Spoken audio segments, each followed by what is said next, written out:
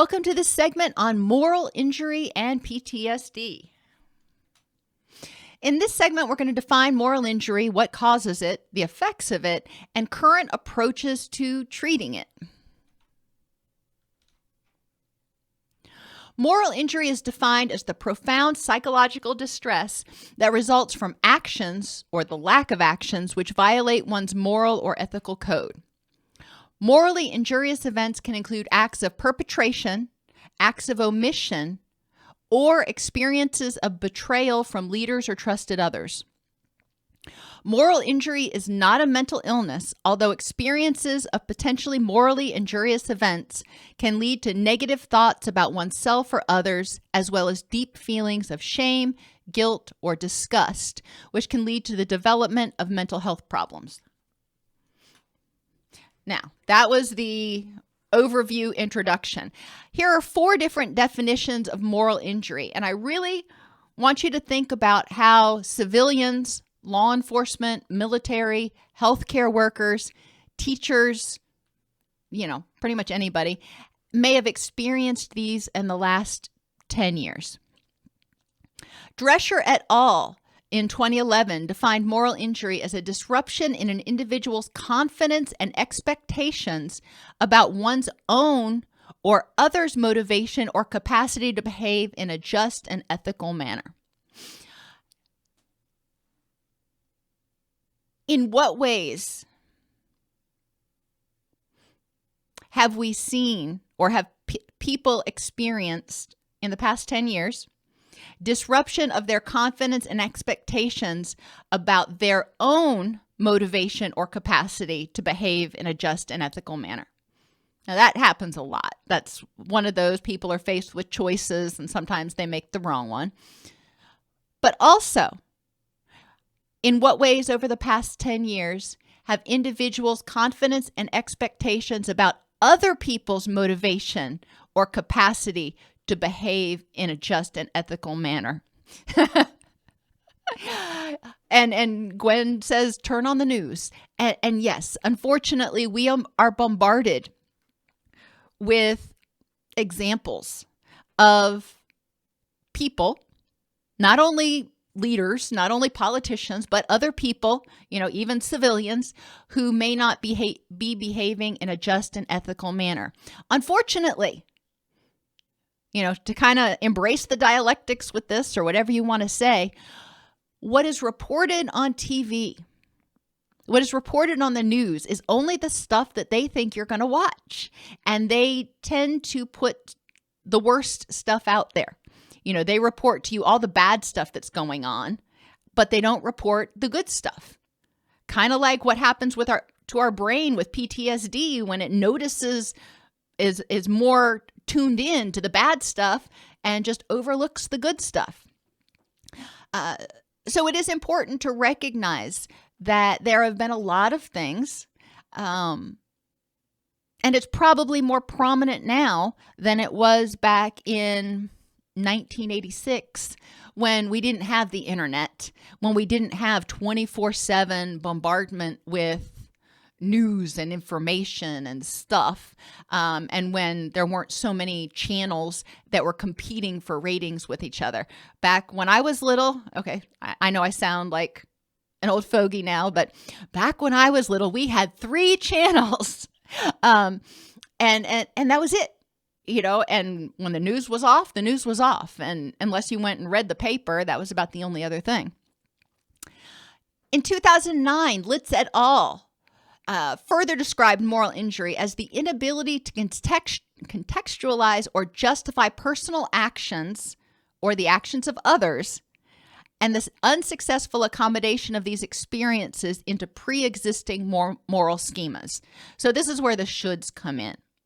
The inability to contextualize or justify what I did based on pre-existing moral schema. I can't look at myself in the mirror and go, yeah, I did the right thing. I look at myself in the mirror and go, yeah, I'm just not sure at best. Or I am disgusted and self-loathing. Or the inability to contextualize or justify the actions of others into pre-existing moral schemas, when you're looking at what others have done and you say to yourself, how in the world could one person do that to somebody else or somebody's else? It's just beyond our understanding.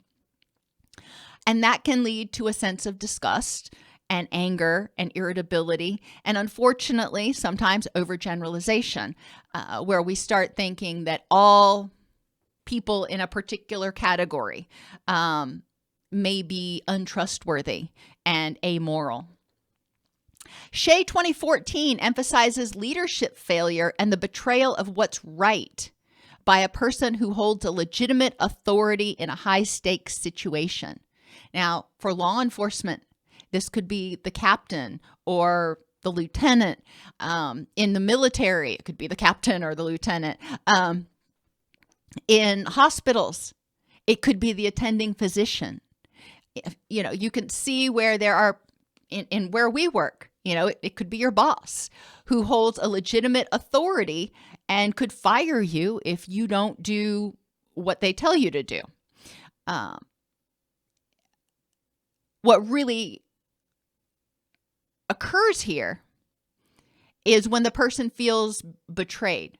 They're looking at it going, this is not the right thing to do. And the higher ups are saying, I don't care, do it anyway.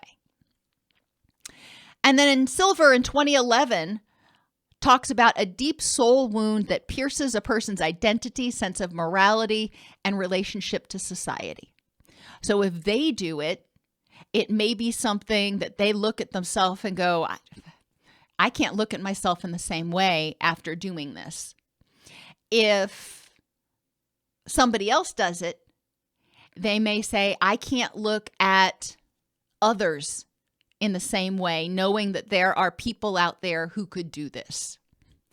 So there are a lot of nuances to moral injury, and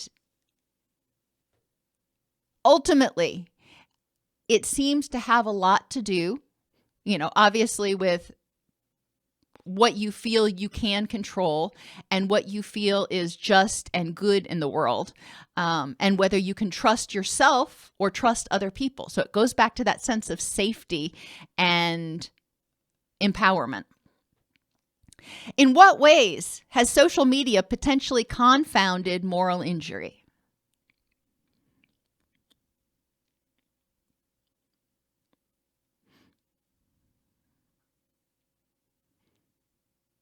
You know, back when I was younger, we didn't have social media. And when people talk to each other, they tend to be more, I don't know if politically correct or compassionate. Compassionate's probably a better word in what they say and what they don't say. And there's a phenomenon in social media called disinhibition. And when people are typing, even if their icon, you know, next to their profile is them or whatever, people tend to say things online that they would never say to another human being. I mean, I was personally, I guess I'll share, I was personally disgusted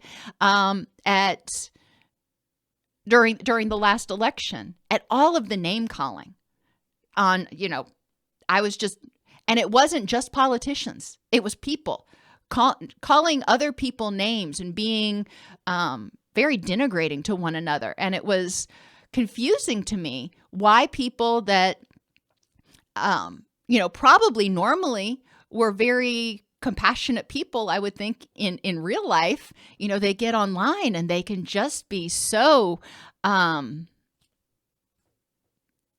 hurtful. And that was very confusing to me. But disinhibition certainly can compound things. The cancel culture, as Kathy points out, can contribute to moral injury because you have one side believing in something and you have another side believing in something else and saying, well, you can't believe what you believe. And people are canceling each other, saying that, you know, your beliefs do not fit into my schema and so you can't have them. And it goes, it's not one way with any argument. It seems like cancel culture is, very, what's the word I'm looking for? Pervasive. But yes, we have in a lot of ways lost the golden rule, as Gwen says, because we don't stop to think about the impact of what we're saying and how it might affect people. So take a moment and go on Twitter and just read some of the comments. I don't care, whose comments, but read comments and think to yourself, is this something that a person would actually say to somebody else to their face? And there has been a lot of discussion about the term narcissism in online. I mean, if you go on YouTube, there are thousands of videos about narcissism. Maybe not thousands, hundreds at least. But when we're looking at narcissism, really a lot of what it seems like we're talking about right now is people's inability or unwillingness to take another's perspective. Where does that sound familiar from? So I have to wonder, why is it that people are unable or unwilling to take others' perspective? Could it be ACEs? Certainly. But it could also be the way we communicate now, because texting somebody or tweeting at them doesn't force you to have empathy. It doesn't force you to take their perspective. You can talk at them. You're not talking with them anymore. You're talking at them. We talk at each other, it appears to me. But so I think social media doesn't have to be confounding, but the way it's used a lot, I think it can be. Studies have shown moral injury among law enforcement officers and civilians experiencing community violence. Okay. So going back to those definitions, law enforcement officers and civilians seeing other people doing things to each other that you can't fathom that one person would do to another. And sometimes moral injury and PTSD and trauma overlap. They don't necessarily. Not everything that causes moral injury causes PTSD. But it is important to recognize that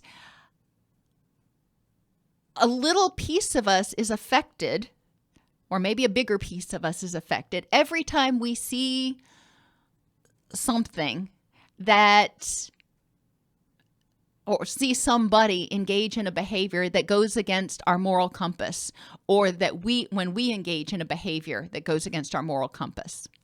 Moral injury among healthcare workers or even legal guardians may occur if they have to make difficult decisions related to life and death or resource allocation.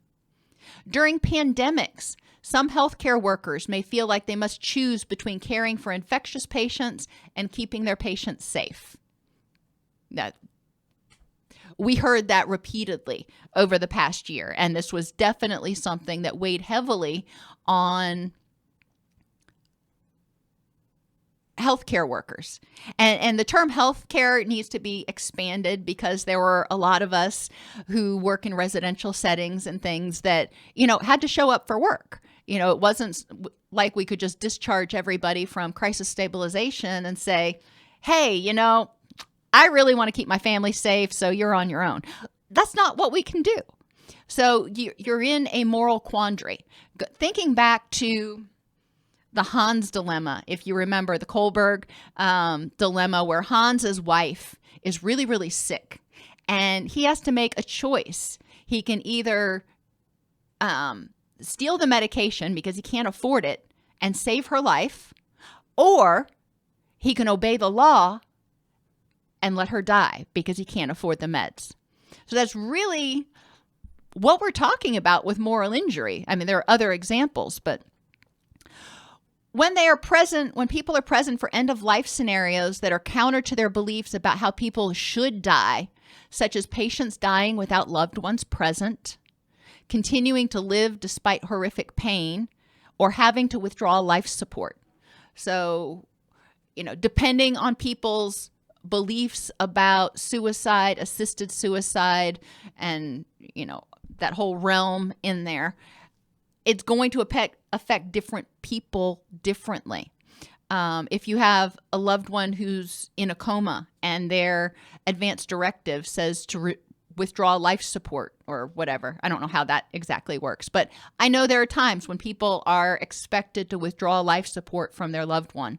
And, that is a really hard choice for, I think, just about everybody to make and to integrate into their schema. My point with this is we don't want to limit ourselves to moral injury to just one group of people, like the military, which is kind of where this started. We want to recognize that anytime that you are faced with, or people are faced with, basically two bad decisions or two good decisions, and they can only choose one, however you want to look at it, it may cause them a lot of distress, second guessing themselves, wondering if they made the right decision, or if they're told to make one decision and they think the other decision is correct, and they make the decision they're told to make, then feeling disgusted with themselves. So there's a lot of nuances in moral injury. Morally injurious experiences and the resulting guilt, shame, or anger may contribute to stress reactions such as changes in sleep, significant and persistent negative changes in behavior or habits, difficulty concentrating, increases in mistakes, isolation, compulsive or addictive behaviors, and a weakened sense of empathy or compassion. Now, that last one was one that surprised me. But I guess I can understand if your moral injury comes from seeing people do things that you wouldn't expect one person could do to another, or your moral injury comes from being betrayed from, somebody that you had faith in, then I might be able to see how it could become more difficult to have empathy and compassion for others because you've been disappointed or disillusioned so many times. So we do want to consider how these experiences impact us. And I agree, Gwen. That's a great way to put it.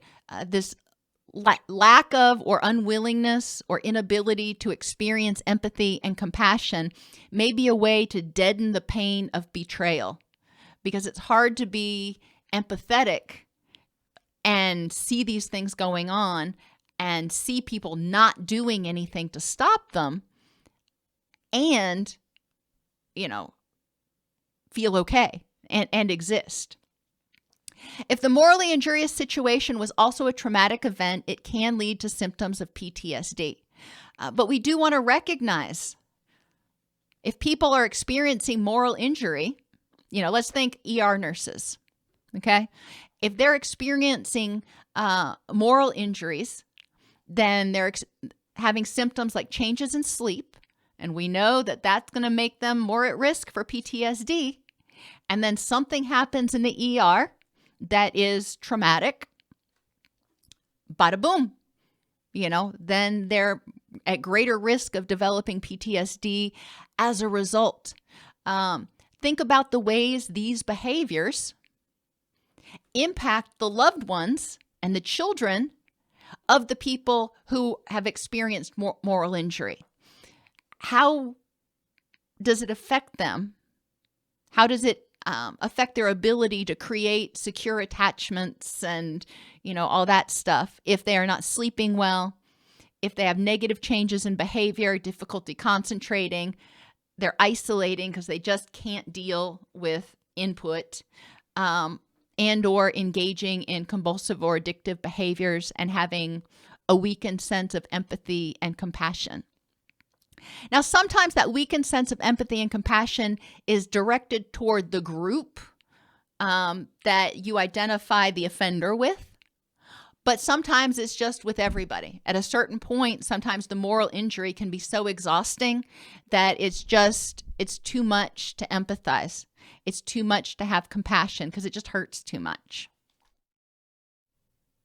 Welcome to the AllCEUs education channel, where you will find long-form counselor education training videos, as well as shorter overview videos geared toward the general public. We have over 900 videos, so using the search function that is underneath the subscribe button on our homepage can help you find the videos that you really want to watch. You can also find an alphabetized set of some of my most popular playlists at allceus.com/YouTube-playlists. I absolutely love hearing from you, so keep those comments coming. We actually do read all of them and try to respond within a few days. Have a fabulous day, and don't forget to click subscribe and the bell if you haven't already, so you can be notified when I release new videos. Those awful, they're not the Humane Society, the ones,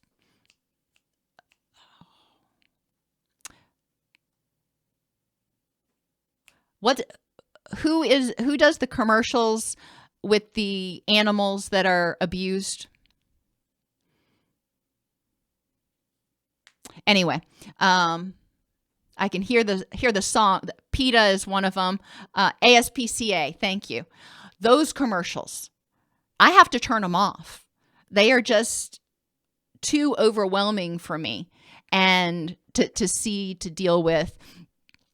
So that's another example of how we're kind of bombarded. When I see things like that, I'm like, how can a human being do something like that to this sweet little animal? You know, it bewilders me, and it does tend to make me more cynical of things. So I try to distance myself from some of that propaganda, so to speak. And I know they're doing it to raise money and all that kind of stuff, but it's too much. I mean, I can't do it. So it is important to recognize that sometimes these moral injuries do come from the media, do come from things that you wouldn't really expect. It's not like something that you were directly involved in. So risk factors for moral injury. If leaders are perceived to not take responsibility for the events and are unsupportive of those that they lead. Have you experienced this yourself at work? You don't have to say yes or no. I'm just rhetorical there. That one's rhetorical. Have you experienced this at work? Have you experienced this in your life, where leaders, government, politicians, law enforcement, whomever, somebody who has power over you, were involved in something and didn't take responsibility? Loss of life to a vulnerable person, and I would add, or animal, can also contribute to moral injury. If an elderly person or a person with a disability or a child is killed, then it can be more difficult. Likewise, during the pandemic, when vulnerable people were dying, it was really hard for and morally injurious to a lot of medical personnel who felt like they should have been able to save those people. They should have been able to do something. They should have been able to prevent it. And so there's a lot of shoulds involved in moral injury too. If people feel unaware or unprepared for the emotional or psychological consequences of their decisions, removing life support is an example of this. If the event occurs concurrently with exposure to other traumatic events, if there's a lack of social support following the injurious event, and also if somebody has obsessive compulsive personality disorder, they may be at greater risk for moral injury because they tend to be less cognitively flexible when it comes to issues of morality, specifically if they have the symptoms of being overconscientious, scrupulous, and inflexible about matters of morality, ethics, or values. When one of those lines gets crossed, it's hard for them to process that, and it certainly doesn't get assimilated.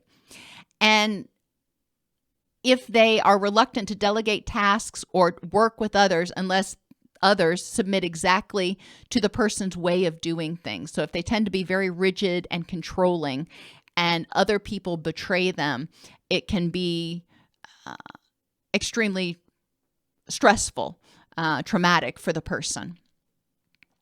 So we do want to pay attention that certain personality characteristics can make people more at risk for moral injury. So how do we address it? Currently, there are no best practices. Well, thanks a lot, Doc. In addition, there is conflicting evidence about prolonged exposure therapy in terms of whether it is harmful or helpful in addressing moral injury. It's important to be alert when you're working with people who have moral injury to if they're projecting their disgust onto you. If they are asking, am I being judged? Is my therapist disgusted with me? Is this too much for my therapist to handle? And those are not uncommon thoughts. A lot of people who've gone through traumas have these thoughts, let alone moral injury. They also have these thoughts. And so it's important for us to put this out, get this out on the table, so to speak, because a lot of times the client has already been judging themselves. They're already disgusted with themselves, and they already feel overwhelmed by it. So they're projecting all of that onto the therapist going, I wonder if that person feels the same way I do. And we need to talk about that. We need to be authentic as possible.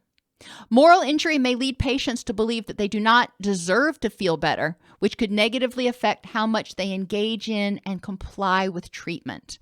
Survivor guilt is big, but also just people who feel like I did a bad thing and I don't deserve to ever feel happy again.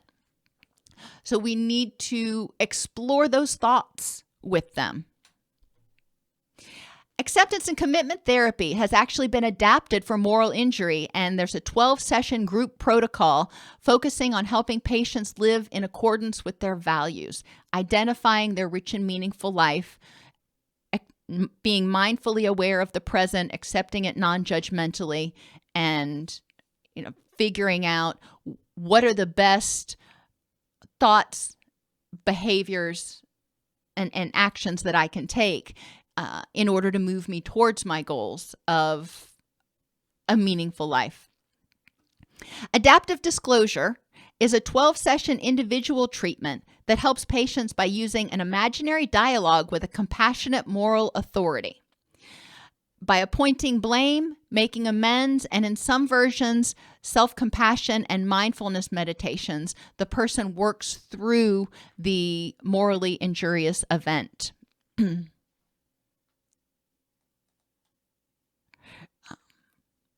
Self-care is also important for addressing moral injury. When we are exhausted, when we are not sleeping well, when we're worn down, when we are not paying attention to those other aspects of our life, we can be more vulnerable. Cognitive processing therapy has also been found to be effective, and you can find a guide for cognitive processing therapy online, cognitive processing therapy with veterans, if you want to look at exactly what's involved in it. There's also an app by the National Center for Telehealth and Technology called the Provider Resilience app, which can be helpful in as a resource for behavioral health and health professionals that are often in situations that could lead to burnout or moral injury. And the Skills for Psychological Recovery manual is, I believe it's 158 pages. It's a long old manual, but it's basically a spin on psychological first aid that was put out, I think, by the VA. Let me look at the... Yeah, it was put out by the VA.